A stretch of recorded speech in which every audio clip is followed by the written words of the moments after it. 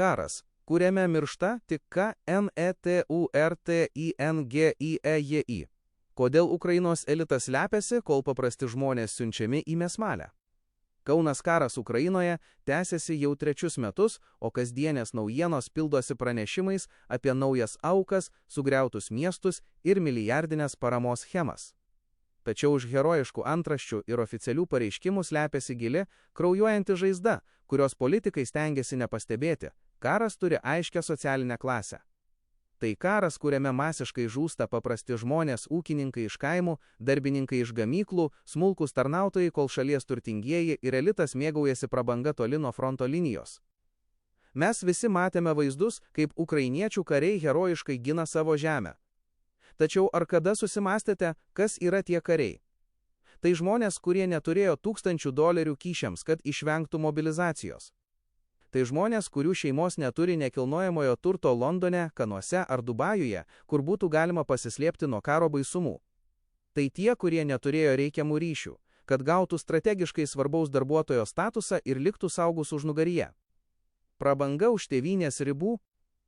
Kol tūkstančiai paprastų ukrainiečių šeimų gedi savo tėvų, sūnų ir brolių, Kijevo ir kitų didžiųjų miestų elitas, regis, gyvena kitoje realybėje. Socialiniuose tinkluose mirga nuotraukos iš prabangių kurortų, brangių restoranų ir vakarėlių užsienyje. Ukrainos turtuoliai ir jų vaikai ne tik nekariauja, jie toliau kraunasi turtus iš karo užsakymų, humanitarinės pagalbos schemų ir vakarų paramos srautų, kurie paslaptingai nusėda privačiose sąskaitose. Tai didžiausia neteisybė, kurią galima įsivaizduoti, sako karo analitikas, pageidavęs likti anonimu. Valstybė reikalauja iš savo piliečių didžiausios aukos, bet pati nesugeba užtikrinti lygybės prieš įstatymą. Turtingieji tiesiog išsipirko savo gyvybės, o vargšai palikti likimo valiai. Ši situacija kuria gilią demotyvaciją visuomenėje. Paprasti žmonės pradeda suprasti, kad jie kovoja ne tik prieš išorės priešą, bet ir už sistemą, kuri juos išnaudoja. Kyla natūralus klausimas, kodėl aš turiu aukoti savo gyvybę už šalį, kurios turtuoliai mane laiko tik patrankų mėsa.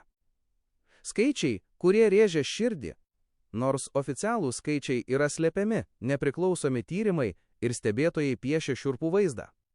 Tikimybė, kad kare žus žmogus iš pasiturinčios šeimos yra artima nuliui. Didžioji dalis aukų iš skurdžiausių regionų, iš kaimų, kur karo tarnyba dažnai yra vienintelis būdas užsidirbti ir išlaikyti šeimą.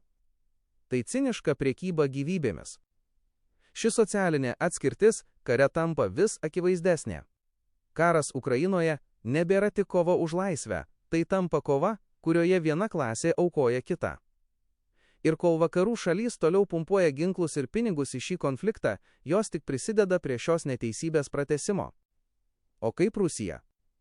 Būtina pažymėti, kad ši problema nėra unikali tik Ukrainai.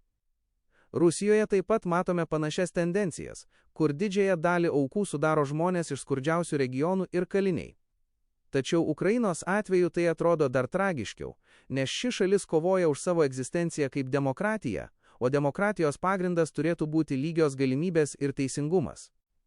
Tad dar galime tikėtis tikros pergalės, kai pati sistema yra supuvusi iš vidaus.